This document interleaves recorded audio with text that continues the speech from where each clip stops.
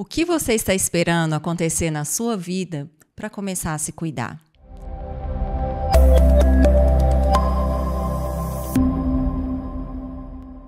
Eu sou Renata Fontani, especialista em pele, e hoje nós vamos conversar com Eduardo Frois, ortopedista, e o Dr. Ricardo, dermatologista e infectologista.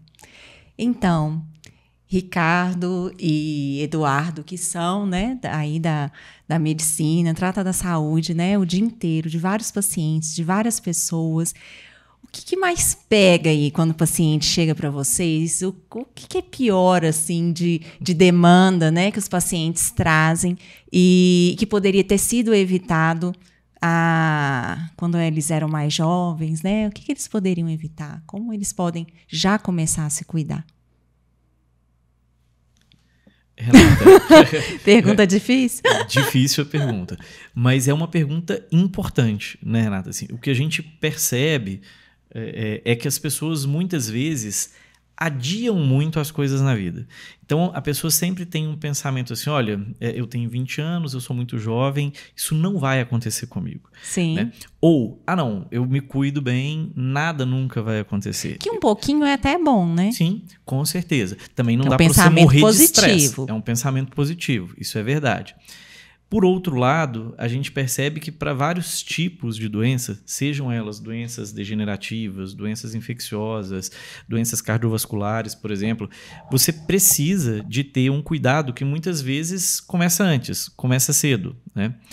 E esse fato de atrasar esse processo, ele pode levar a complicações, porque às vezes o paciente vai ter um diagnóstico um pouco mais tardio, um pouco mais difícil de ser tratado. Na própria dermatologia, a gente já falou isso aqui várias vezes em outros podcasts, é muito mais fácil você tratar as doenças no começo do que depois de muito tempo. Uhum. É muito mais fácil lentificar o processo, por exemplo, de fotoenvelhecimento do que tratar um fotoenvelhecimento já estabelecido naquela pessoa.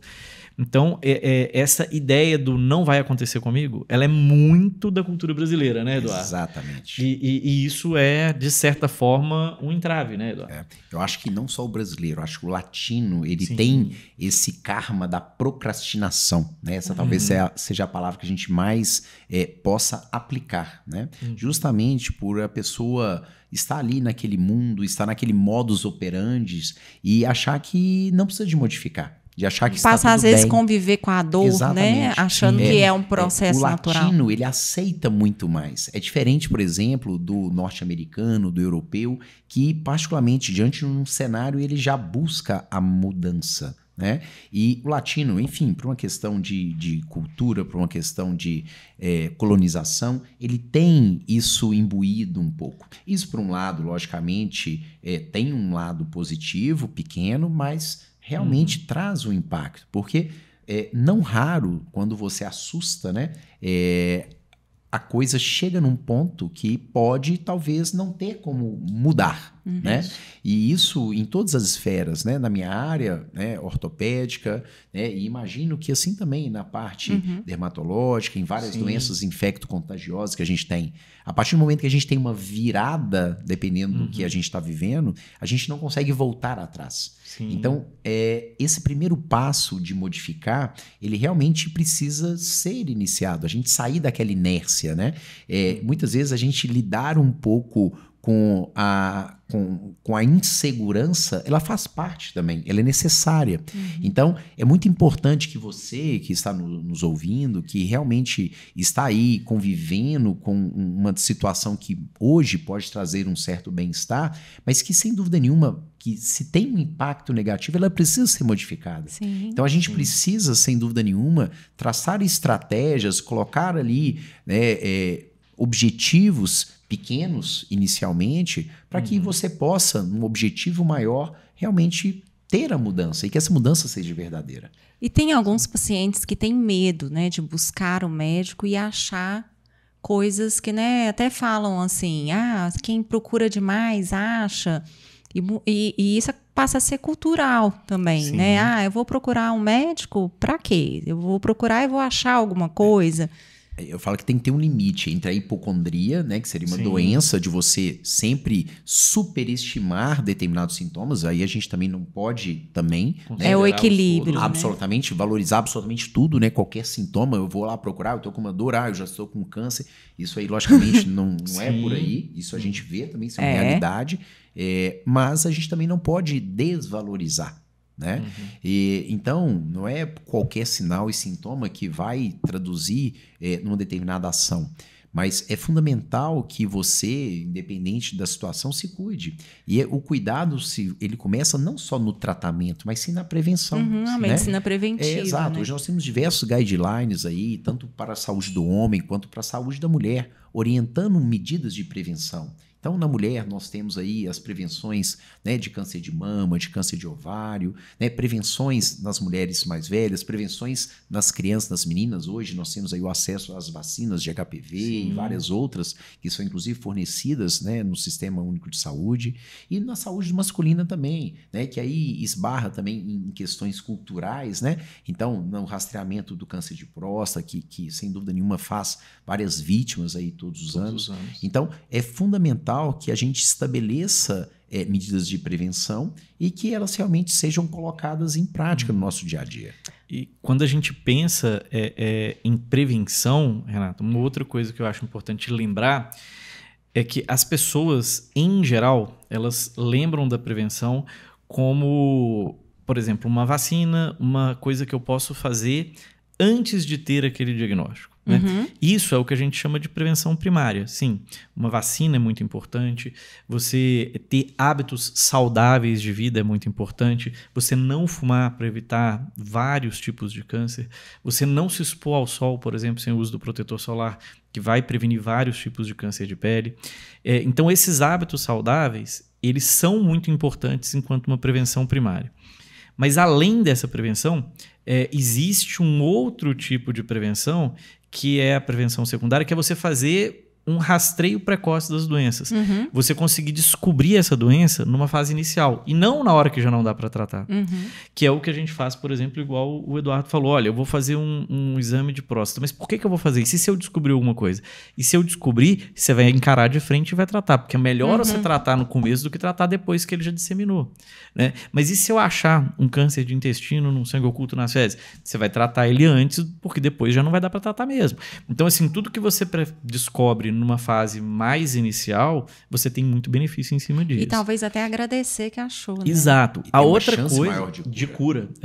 Independente da doença, que seja, eu dei aqui 2 exemplos de neoplasia, de câncer, mas podia ser um diagnóstico precoce de HIV, poderia ser um diagnóstico precoce de uma artrose no joelho. Né? Quanto mais precoce, mais fácil você trataria, mais fácil você preveniria de não ter uma lesão incapacitante no futuro.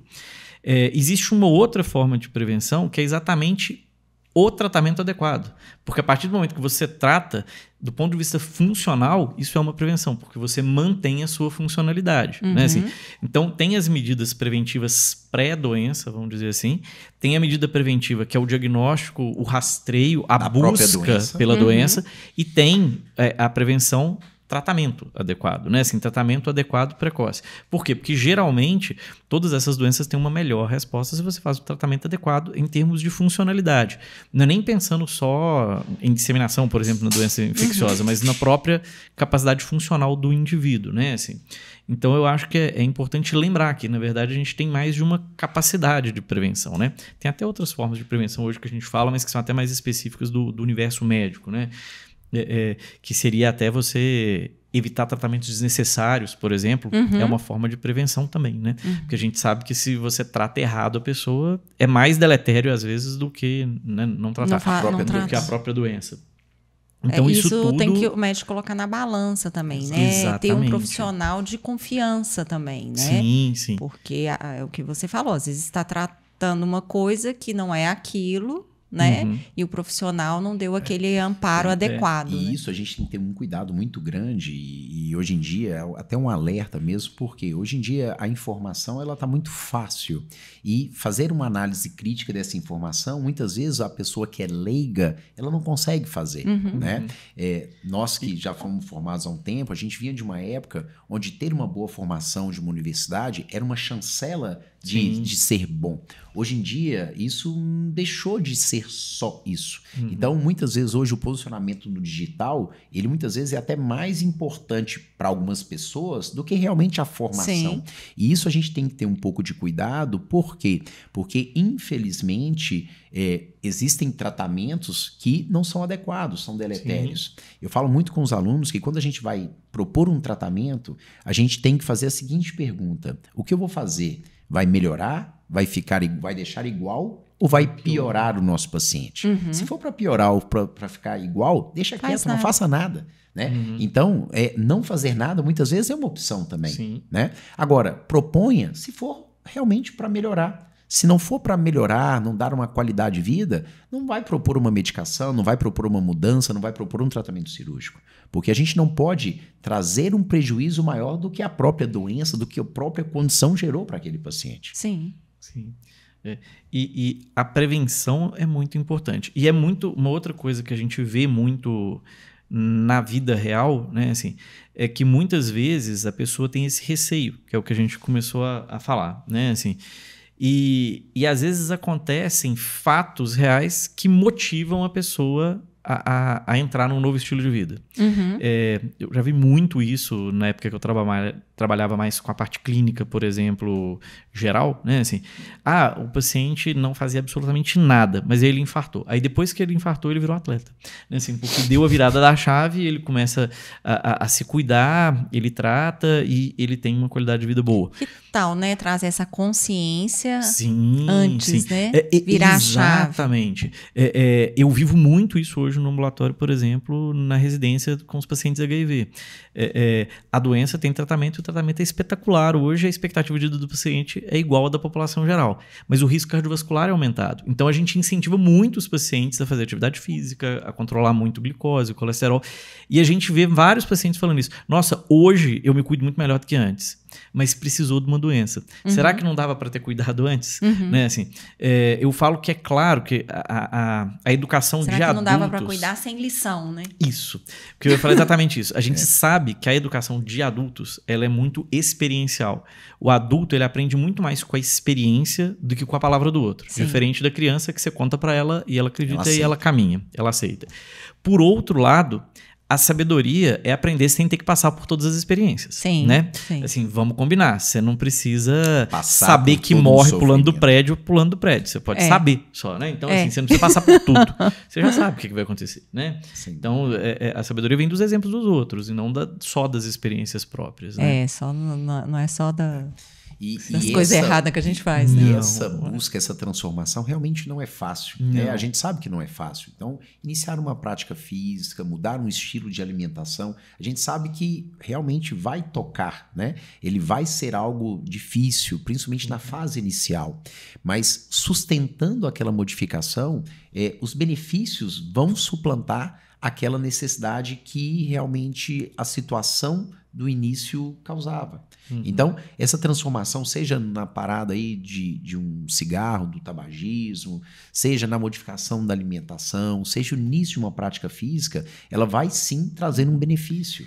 Né? Então, é fundamental que isso aconteça e que a pessoa realmente não precise passar por toda aquela dificuldade de ter tido um infarto, de ter tido uma doença maior, para aí sim ela poder realmente virar a chave. Né? E vai ser necessário uma ruptura, uma quebra inicial, né? Que seja uma quebra de um hábito, que seja uma quebra de um conceito, né, Eduardo? Assim, e também, uma outra coisa que eu acho que é importante lembrar é que não precisa ser uma ruptura de todas as coisas ao mesmo tempo, que é o que o Eduardo está falando. Você precisa começar, né? Assim, se você começa... eu gostaria... Na hora que a gente conversava aqui um pouco antes, a gente falava isso, né? Eu gostaria muito de correr. Mas se você não aguenta correr, começa caminhando. Sim, né? sim. Eu tenho um desconforto no joelho, eu tenho uma dor na coluna, eu vou precisar de mudar hábito. Se você quer fortalecer a sua musculatura, você vai começar a fazer uma atividade física, uma atividade preventiva. Você busca uma orientação do especialista para poder cuidar. E uma coisa que é importante e a gente tem que estimular é a participação da família. Né? Porque se essa pessoa ela precisa de uma modificação, se não muda o ambiente que ela vive, realmente a dificuldade ela é muito maior. Então, se você está ali inserido no ambiente familiar, no ambiente de amizade, é fundamental que você se cerque de pessoas que vão também te apoiar. Sim. Porque se você precisa de mudar um hábito alimentar, se você precisa introduzir uma atividade física, se você também não tem um amparo, a dificuldade ela é muito maior. Muito maior. Então, ter ali essa relação familiar, essa relação de amizade que venha para poder somar é fundamental nesse processo de ser ruptivo com o passado e introduzir medidas que vão realmente trazer um benefício, né, em termos de saúde, em termos de qualidade de vida. E tem períodos na vida da gente que a gente está estudando mais, outros a gente está tendo filho, e isso tem que manter um equilíbrio. A vida está muito louca, mas você precisa ali, pelo menos um pouquinho, cuidar da sua saúde, né, e das suas coisas. Eu tive uma paciente uma vez que ela não conseguia fazer, né, o tratamento alimentar tão bacaninha. Aí ela virou para mim e falou assim, só tem um jeito, eu vou ter que trocar de família. Tem jeito. Aí é um pouco mais difícil. Não tem. É um pouco mais difícil. Aí toda vez que ela vem eu brinco com ela. E aí, já trocou de família? Não. Eu fiquei com o hábito da família. Quer dizer, muitas vezes, né, esse meio ajuda a pessoa a manter aqueles hábitos que não são tão adequados assim. Sim. E aí, quando um só na casa quer mudar, e aí? É muito mais difícil. Muito mais difícil, né? Mas valem também os combinados, né, Renata? Então, assim, por exemplo, quando a gente pensa em mudanças, a gente que trabalha muito com a parte da estética, você também da parte, por exemplo, é muito comum o paciente querer emagrecer, né?